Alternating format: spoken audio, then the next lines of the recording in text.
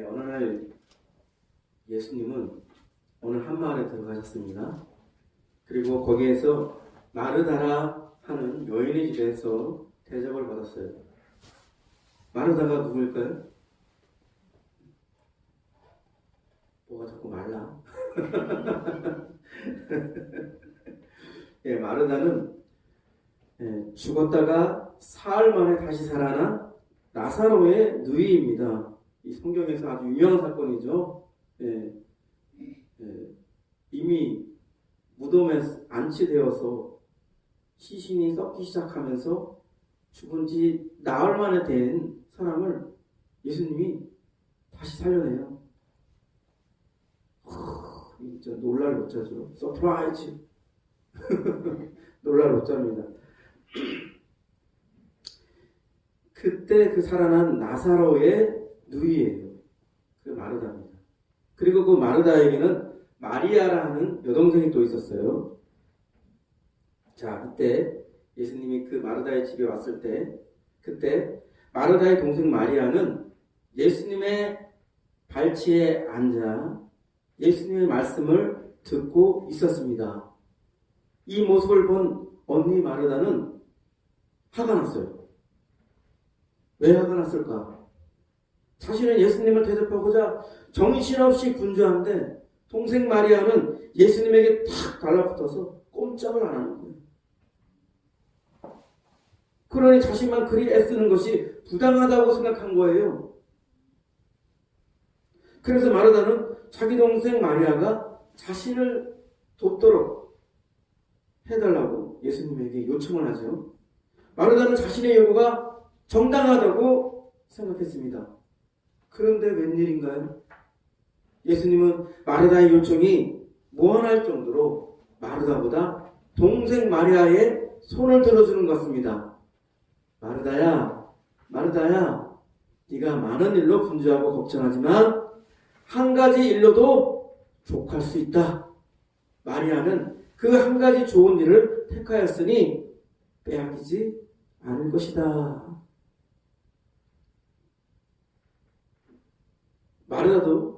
마리아도 결국 예수님을 위해서 무언가 한 거예요. 실상 우리가 보기에는 마르다의 일이 더 칭찬받는 일이 아닐까 생각할 수 있습니다. 우리도 집에 누군가 오면, 손님이 오시면 대접하는 것을 제일 중요하게 여기지 않습니까? 그렇죠? 누가 오면 집에 뭐 마실 거라도 뭐 드릴 거라도 과일이라도 뭐 어떻게 대접을 하지 이러면서 정신이 없잖아. 그죠? 그런데 예수님은 대접 준비로 분주했던 마르다보다 예수님의 말씀을 들었던 마리아를 더 인정하고 칭찬하셨습니다. 왜 그럴까? 왜 예수님은 마르다보다 마리아를 칭찬한 것일까? 마리아는 예수님을 진실로 즐거워하였기 때문입니다. 마르다는 그에 비해 이것저것 준비하느라 정신없고 걱정만 앞섰던 거예요. 예수님을 위한다고 하지만 정작 예수님을 즐거워하지 못했던 거예요. 즐거워할 수가 없죠. 마음이 막 이거 해야 되는데 저거 해야 되는데 이걸 드리면 좋아하실까 저걸 드리면 좋아하실까 막 이러다 보니 정작 예수님을 기뻐하고 즐거워하는 마음이 싹 사라지고 마음이 분주하면서 걱정만 앞섰던 거예요.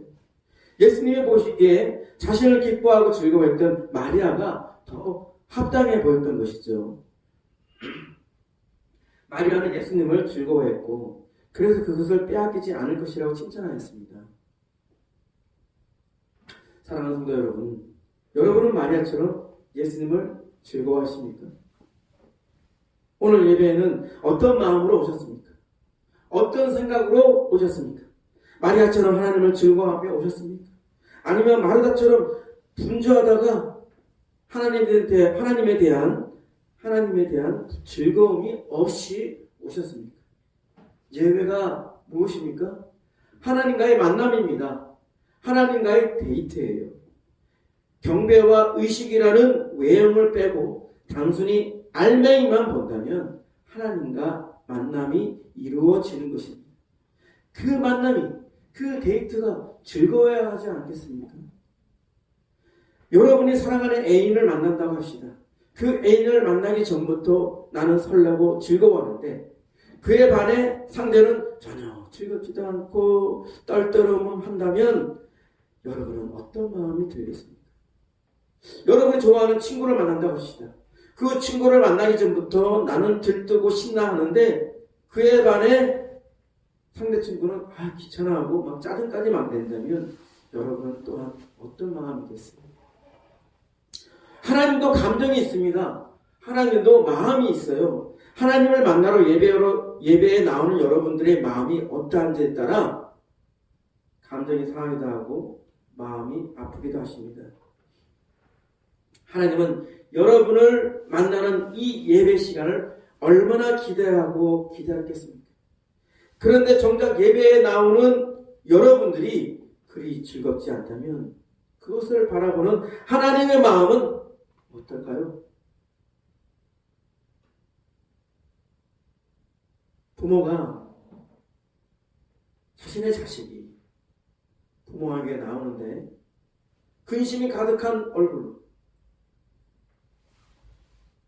우중충하고 그런 얼굴로 나온다 한다면 어느 부모가 그것을 좋아라 하겠어요? 그것을 기뻐하겠어요? 제가 좀 일이 있어가지고 표정에서 막 그런 게 나타난단 말이에요. 얼굴 표정에서 막 이렇게 마음이 안 좋은 상태가 나타난단 말이에요. 우리 그 승민이가 계속 문자를 주면서 저를 염려하는 문자를 주면서 힘내세요, 용기를 내세요, 이렇게 막 그러더라고요. 자식도 부모의 얼굴을 보면서 그 얼굴이 근심이 가득하면 자식도 마음이 안 좋아요. 우리 하나님도 마찬가지예요. 여러분들 사랑하시고 여러분들 아끼시는 분이잖아요. 예배는 공식적으로 하나님을 만나러 오는 자리예요. 근데 이 자리에 와서도 그 얼굴 표정에서 근심이 가득하고 그 마음이 좋지 않은 상태가 있다 그런다면 그 모습을 보는 우리 하나님 입장에서는 얼마나 마음이 아프시겠습니까? 이 예배 시간만큼은 하나님 만나러 왔어요. 하나님을 기뻐하며 즐거워하며 그런 마음으로 나와야 되는데 그렇지 않다 그런다면 하나님 입장에서는 얼마나 마음이 속상하겠습니까? 하나님은 여러분들 모두가 예배에 나오면서 기쁨으로 즐거움으로 나오기를 원하십니다. 여러분들이 멋진 옷을 입고 예배를 위한 모든 준비를 다 갖추었어도 하나님을 즐거워하는 마음이 없다면 결정적으로 예배를 온전히 준비하지 못한 것입니다. 더불어 우리는 기도할 때도 하나님을 즐거워해야 됩니다. 찬양할 때도 하나님을 즐거워해야 합니다. 전도할 때도 봉사할 때도 모든 일상에서 우리는 하나님을 즐거워해야 합니다. 여러분들이 기도 잘하고 헌금 잘하고 봉사 잘하고 경건하고 신앙적으로 흠잡을 데가 없는 타의 모범이 되는 신앙인이라 할지라도 여러분들이 하나님을 즐거워하지 않는다면 소용이 없어요. 아무 짝에도 소용이 없어요. 여러분의 겉모양을 보는 사람들은 속일 수 있어요. 하지만 그 중심을 보시는 하나님은 속일 수 없습니다. 겉모양이 아무리 훌륭해도 속마음이 하나님을 즐거워하지 않는다면 하나님에게 어찌 인정받겠습니까? 그렇다면 이제 왜 하나님을 즐거워해야 하는지 한번 살펴보겠습니다. 첫째는 하나님이 우리를 즐거워하시기 때문에 우리도 하나님을 즐거워해야 합니다. 최초에 하나님이 에덴 동산을 만드시고 아담과 하와를 거기에서 거하게 했어요. 그리고 하나님은 날마다 정해진 시간에 아담과 하와를 찾으러 옵니다. 다른 모든 일들을 다 뒤로하고 아담과 하와를 만나러, 그리고 아담과 하와가 즐거운 시간을 보내려고 오는 것입니다. 애인을 만나러 오듯이, 친구를 만나러 오듯이, 가족과 재회하듯이 기대하고 즐거워하며 오시는 거예요. 하나님이 얼마나 우리를 원하는지, 하나님이 우리를 얼마나 기뻐하시는지가 단적으로 드러나는 일입니다. 스바냐 3장 17절에 또 이런 말씀을 하고 있어요. 너의 하나님 여호와가 너희 가운데 계시니 그는 구원을 베푸실 전능자이시라. 그가 너로 말미암아 기쁨을 이기지 못하시며 너를 잠잠히 사랑하시며 너로 말미암아 즐거이 부르며 기뻐하시리라 하리라. 여러분, 한 사람 한 사람을 보면서 하나님은 기쁨을 이기지 못한다는 거예요. 내가 너를 기뻐하노라. 내가 너를 즐거워하노라. 그래서 내 마음이 너를 보면 춤추듯이 뛰고 있다. 바운스 바운스 바운스. 내 마음이 너를 보면서 기뻐서 내 마음이 지금 계속해서 뛰고 있다. 그렇잖아요. 누가 좋아하는 사람, 사랑하는 사람 만나면 제 심장이 뛰죠. 왜 심장이 주책이야? 가만 좀 있어. 아무리 이래도 심장이 나도 모르게 쿵닥쿵닥쿵닥 뛰면서 흥분하고 막 엔도핀이 막 생기고 막 기쁨이 막 넘치잖아요. 하나님이 여러분 한 사람 한 사람을 보면서 기쁨이 넘친다는 거예요. 즐거워하는 마음이 자연스럽게 올라온다는 거예요. 진심으로 여러분들을 사랑하고 진심으로 여러분들을 원하니까. 그렇기 때문에 우리 또한 하나님을 기뻐해야 돼요. 하나님을 즐거워해야 돼요. 이게 진짜 사랑하는 관계 아니겠어요? 진짜 좋아하는 사이 아니겠어요? 우리가 정말 이런 사랑하고 좋아하는 감정 없이, 그래 기뻐하고 즐거워하는 마음 없이 그냥 의무적으로 그냥 거칠애로 하나님을 섬긴다고 한다면 그건 위선적이고 거짓된 거예요. 근데 불행한 겁니다. 불행한 거예요. 결혼을 해도 내가 마음에 들어하고 좋아하고 내가 그걸 좋아하는 사람하고 결혼을 해서 살아야 되는 거 아니겠어요? 그냥 결혼할 정년기가 되어서 어쩔 수 없이 남들 하니까 나도 해야 된다? 적당히 치마 둘렀으면, 적당히 바지 있으면, 적당히 남자면, 적당히 여자면, 그래 결혼하는 것이 결혼이 아니잖아요. 내가 이 사람하고 평생을 같이 하는 것을 기뻐한다. 내가 이 사람하고 평생을 같이 사는 것을 즐거워할 것이다. 그런 마음이 있는 자만이 결혼하는 거 아니겠어요? 그런데 우리 하나님을 보면서, 우리 하나님을 대하면서, 우리 하나님께 나오면서 즐거워하고 기뻐하는 마음이 없다고 한다면, 하나님이 우리를 즐거워하고 기뻐하듯이 그런 마음이 없다고 한다면 우리 관계가, 하나님과의 관계가 잘못된 거예요. 뭔가 이상이 생긴 거예요. 어디서부터 내가 그런 마음을 잃어버렸는지, 내 마음속에 그런 마음이 왜 없는지 우리 자신을 돌아봐야 합니다. 죽어있는 신앙인이 아니라 살아있는 신앙인이란다면 하나님에 대한 내 마음이 콩닥콩닥 뛰어야 돼. 하나님에 대한 내 마음이 즐거워하고 기뻐해야 돼. 다윗 왕이 하나님을 향해서 그 마음을 주체하지 못해서 왕의 신분임에도 불구하고 춤추며 막 춤췄겠죠. 춤을 아주 잘 췄던 사람이라고 생각하지는 않는데 사람들이 봤을 때 왕이 왜 저래? 왕이 채통머리 없이 왜 저래? 이런 생각이 들 정도로 그는 오로지 사람들의 의식이 안 됐고 하나님만 의식이 됐던 거예요. 하나님만 기쁨으로, 하나님만 즐거움으로 의식이 됐던 거예요. 그러니까 사람들한테 창피한 거, 사람들한테 체면 같은 거 다 내팽개치고 하나님만 의식하면서 즐거워하면서 춤출 수 있었던 겁니다. 우리가 다윗처럼 하나님을 향하여 그런 마음으로 나아가는 자가 돼야 돼요. 하나님 앞에 즐거워하며 기뻐하며 춤추며 나아가는 자들이 되어야 되는 것입니다. 두 번째는 하나님이 우리에게 하나님을 즐거워하라고 명하셨기 때문입니다. 성경을 찾아보면요, 하나님을 기뻐하라, 하나님을 즐거워하라, 이 말씀이 얼마나 많이 나오는지 몰라요.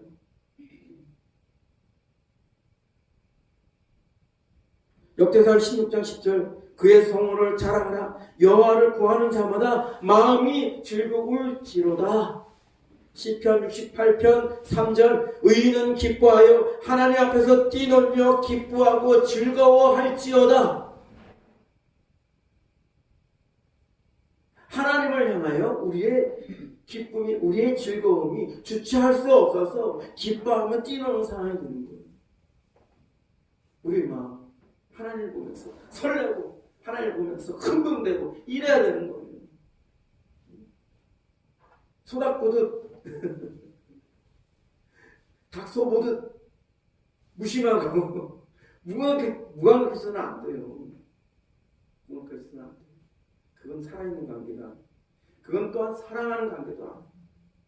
우리가 진실로 하나님을 사랑한다면, 우리가 진실로 하나님을 원한다면, 진실로 하나님을 좋아한다면 우리가 정말 하나님께 즐거움으로 기뻐함으로 나아가야 됩니다.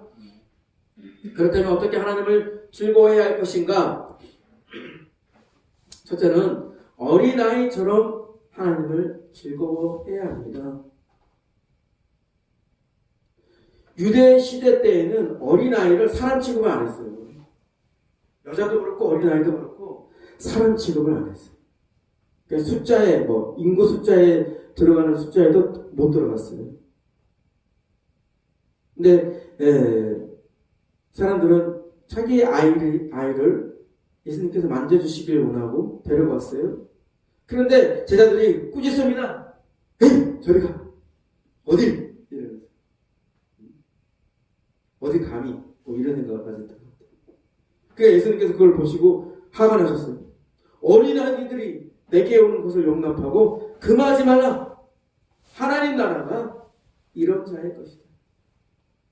하나님 나라가 어린아이처럼 자기를 낮추고 겸손한 자들, 섬기는 자들의 것이다. 그렇게 말씀하시는 거죠. 그리고 또 한 번 말씀하세요. 내가 진실로 너에게 이르노니 누구든지 하나님 나라를 이 어린아이와 같이 받들지 않는 자는 결단코 그곳에 들어가지 못하리라. 어린아이와 같이 받아들이지 않는 자는 결단코 거기 들어가지 못한다 했어요. 어린아이들이 하나님 나라를 어떻게 받아들여요? 티 없이, 구김살 없이, 순수하게 하나님 나라를 그대로 받아들여요. 그대로 믿어요. 어린아이들이 뛰어놀고 즐거워하고 기뻐하는 걸 보세요. 얼마나 튀었고 순수합니까? 어른들처럼 잔머리, 계산 이런 게 없어요. 해맑게 웃고 해맑게 기뻐하고 해맑게 뛰어놀고 그렇지 않습니까? 우리 마음에도 티가 없어야 돼요. 우리 마음에도 구김이 없어야 돼요. 어린아이처럼 순수하게 하나님을 즐거워해야 돼요. 하나님과 함께하는 그 모든 것들, 하나님께 나오는 모든 것들을 막 기뻐하고 즐거워해야 돼요. 어린아이처럼 순수하게. 어른들처럼 막 생각이 많고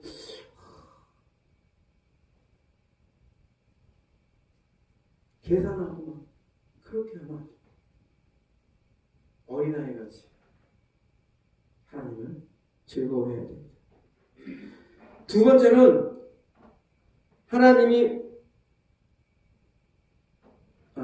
두 번째는 심령이 가난한 자가 되어 하나님을 즐거워해야 합니다. 이사야 29장 19절에 이런 말씀이 있어요. 겸손한 자에게 여호와로 말미암아 기쁨이 더하겠고 사람 중 가난한 자가 이스라엘의 거룩하신 이로 말미암아 즐거워하리니. 여기서 가난한 자라는 것은 우리가 물질적으로 가난한 자를 말하는 게 아니에요. 왜냐하면 앞에서 겸손한 자라고 말하기 때문에 가난한 자 이것도 하나의 사람의 성정, 사람의 마음의 상태를 말하고 있는 것입니다.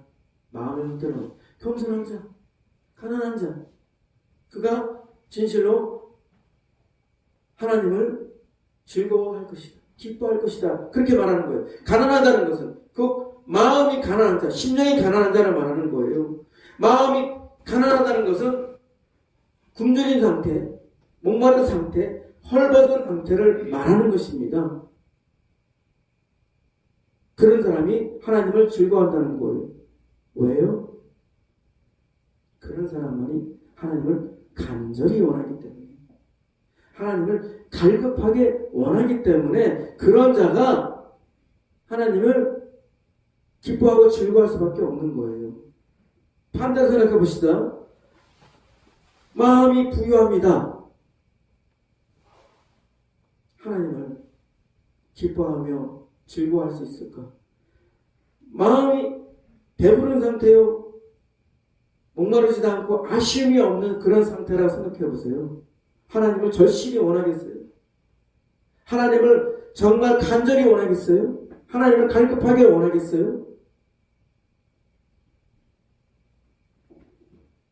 마음이 가난해져요. 마음이 헝그리해져야 되는 그런 자만이 하나님을 즐거워할 수가 있는 거예요. 마음이 꽉 차 있으면, 뭐든지 꽉 차 있으면, 빈 공간이 없으면, 채울 것이 없으면 하나님을 즐거워할 수가 없어요. 아쉽지가 않잖아요. 부족함을 모르잖아요. 여러분, 목말랐을 때, 배가 고팠을 때 어때요? 힘들죠? 힘들고, 목말랐을 때 물 한 방울이 얼마나 귀하게 여겨지고, 배고팠을 때 돌아다니면 뭐든지 먹는 거로 보이잖아. 돌덩이도 먹는 거로 보이고. 그게 간절히 원하기 때문에 그것에 절실하게 그것을 받아들이고 절실하게 대하는 거예요. 그러한 자만이 하나님을 기뻐할 수가 있는 거예요. 하나님을 즐거워할 수가 있는 거예요. 그래서 심령이 가난한 자가 되어서 하나님을 즐거워해야 한다는 것입니다. 세 번째는 잔치에 참여하는 자처럼 하나님을 즐거워해야 합니다. 잠언 15장 15절에 고난받는 자는 그날이 다 험악하나 마음이 즐거운 자는 항상 잔치하느니라. 마음이 즐거운 자가 어떤 자냐? 항상 잔치하는 자와 같다는 거예요. 하나님을 즐거워하는 마음이 마치 잔치하는 자, 잔치에 참여하는 자가 되어야 된다는 거예요. 외국어로 말하면 뭐예요? 파티. 외국 사람도 파티 좋아하잖아요. 그죠? 네? 파티 가면 이미 가기 전서부터 마음이 들뜨잖아요. 마음이 설레잖아요. 마음이 흥분되잖아요. 기대감이 있잖아요. 우리 하나님을 만나러 나올 때, 우리 하나님을 대할 때에 잔치에 가는 마음으로, 아, 나 오늘 하나님하고 잔치한다, 파티한다, 하나님, 그런 마음으로 우리의 마음이 설레고 들뜨고 기대감이 있고 그런 마음으로 나와야 되는, 흥분되고 그런 마음으로 나와야 되는 거예요. 주방집에 가는 자처럼 그런 마음으로 나오면 안 돼요. 우리 대부분의 성도들이 어때요? 뭐 기도하러 나올 때나 뭐 예배 드리러 나올 때나 하나님을 대할 때 세상 모든 근심 걱정, 세상 모든 어려운 일들을 생각하면서 마음이 천갈래 만갈래 힘든 상태에서 나옵니다. 하나님이, 우리 하나님이 나를 사랑하시고 나와 함께 하시고 우리를 돌보신다는 걸 믿는다면 내가 당하고 있는 모든 문제와 어려움들에 상관없이 나는 하나님을 즐거워하며 기뻐하며 그렇게 하며 나아가야 되는 것입니다. 항상 하나님 앞에 나는 파티하는 사람 나는 잔치하는 사람의 그런 심령으로 하나님 앞에 즐거워하며 나아가야 됩니다. 여러분 모두가 그런 사람 되길 바랍니다. 네 번째는 항상 하나님을 즐거워해야 합니다. 성경 말씀에 하나님을 항상 기뻐하라 그런 말씀이 나오죠. 그런 것처럼 항상 즐거워해야 돼요. 특히 어려운 일이 있어요. 문제가 있어요. 아픈 것이 있어요. 괴로운 일이 있어요. 힘든 일이 있어요. 그럴 때일수록 더 하나님을 기뻐하고 즐거워해야 되는 거예요. 오늘 성경 본문이 그것을 말씀하고 있지 않습니까? 성경에서 참 이 사람이 얼마나 참 절망적인 상태일까요? 이렇게 고백하잖아요. 무화과 나무가 부성하지 못해. 포도나무에 열매가 없네. 감람나무에 소출이 없어. 밭에 먹을 것도 없어.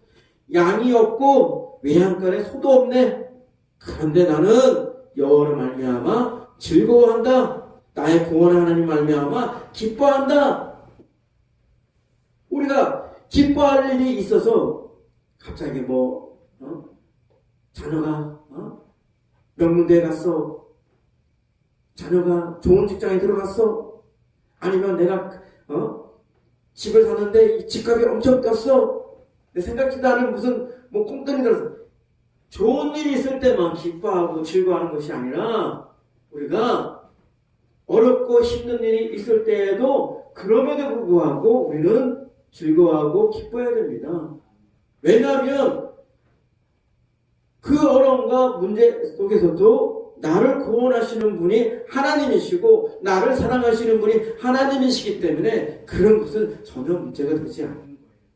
그 모든 상황과 환경에 지면 안 돼요. 그럴수록 우리는 그 반대로 나는 그럴수록 하나님을 더욱더 찬양하겠습니다. 하나님을 기뻐하겠습니다. 하나님을 즐거워하겠습니다. 그런 사람이 누가 있었어요? 바울 사도가 있었잖아요. 바울 사도가 전도하러 다녔어요. 이 전도를 잘 이해하지 못했던 사람들이 바울 사도를 잡아다가 고문을 하고 이런 도를 전하지 말라 막 그랬어요. 그리고 결국에 감옥에 집어넣죠. 자, 대부분의 사람들 같으면 내가 어쩌다가 이런 일을 해가지고 감옥까지 들어오게 된다. 내가 왜 또 채찍질 당하고 이런 고통을 당하나. 낙심할 거예요. 근데 바울은 달랐어요. 어떻게 했어요? 찬양했습니다. 그 당시에 감옥이요. 조명이 없었어요. 불이 없었어요. 거의. 어두침침한데 어디선가 하나님을 찬양하는 두 사람의 목소리가 울려 퍼지는 거예요. 나의 갈 길 다가도록 예수님 또 하시니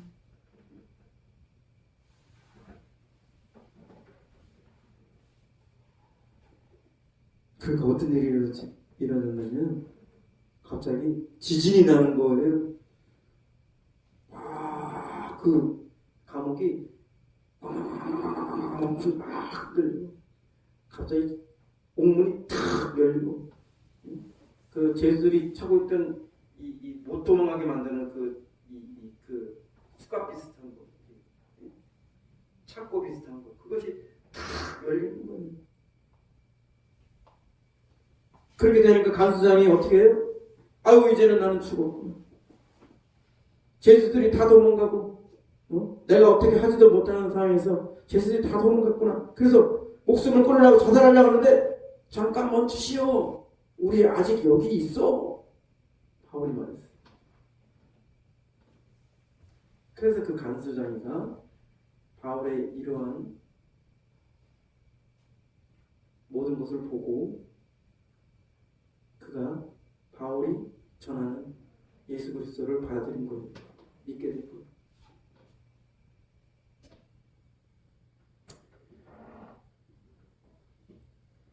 우리가 어렵다고 힘들다고 괴롭다고 아프다고 하나님을 기뻐하고 하나님을 즐거워하는 것을 멈춰서는 안 돼요. 내려놔서는 안 돼요. 어렵다고 힘들다고 괴롭다고 그럴수록 그래 나는 더 배로 하나님을 기뻐할 거야. 나는 배로 더 하나님을 즐거워할 거야. 나는 배로 더 하나님을 찬양할 거야. 나의 모든 어려움, 나의 모든 힘든 문제, 모든 환경들 이 모든 것을 뛰어넘어서 하나님이 나와 함께 하시고 하나님께서 이것을 능히 이기시게 하실 것을 믿습니다. 그렇기 때문에 나는 찬양할 수밖에 없어요. 하나님 기뻐할 수밖에 없어요. 하나님 즐거워할 수밖에 없어요. 나의 구원의 하나님이시여, 나를 사랑하는 하나님이시여, 내가 하나님을 기뻐합니다. 내가 하나님을 즐거워합니다. 어떤 상황에서든 어떤 환경에서든 내가 하나님을 기뻐하고 즐거워하는 것을 멈추지 않을 것입니다 하는 고백으로 우리가 임해야 되는 것입니다. 제 말 롤프 메르꿀레. 이름도 뭐 이상해. 롤프 메르꿀레라는 분이 우리가 많이 들은 얘기를 했어요. 천재는 노력하는 사람을 이길 수 없고 노력하는 사람은 즐기는 사람을 이길 수 없다. 탁월한 천재, 그죠? 대단히 뛰어나고 대단히 능력 있잖아요. 탁월한 천재는 그러나 노력하는 사람을 당할 수 없다는 거예요.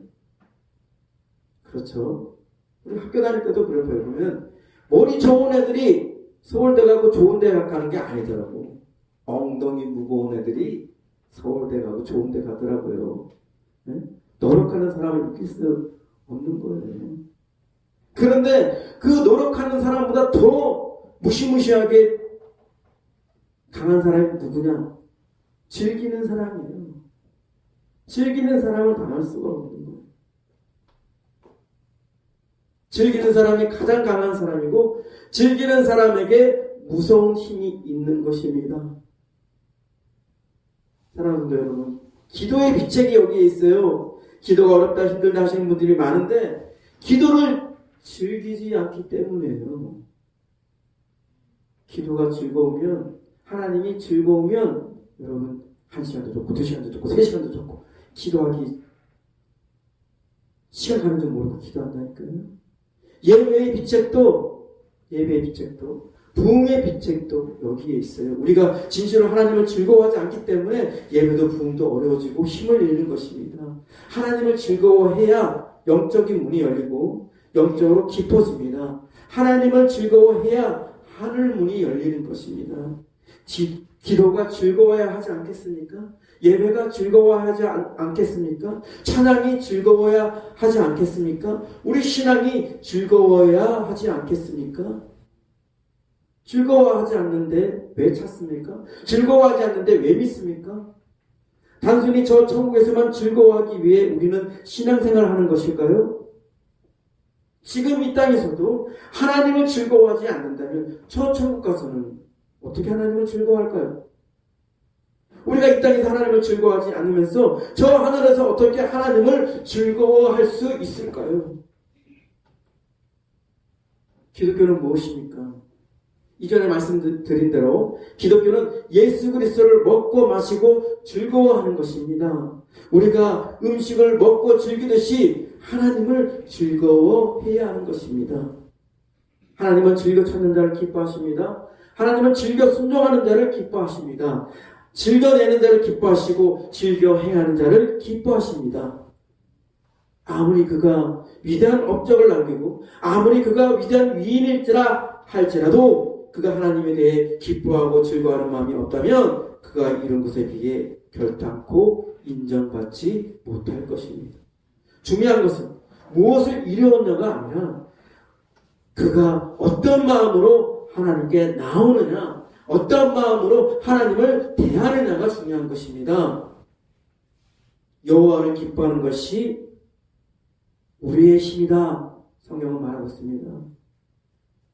하나님을 즐거워하는 것이, 예수 그리스도를 즐거워하는 것이 바로 여러분과 저의 힘이 되는 것입니다.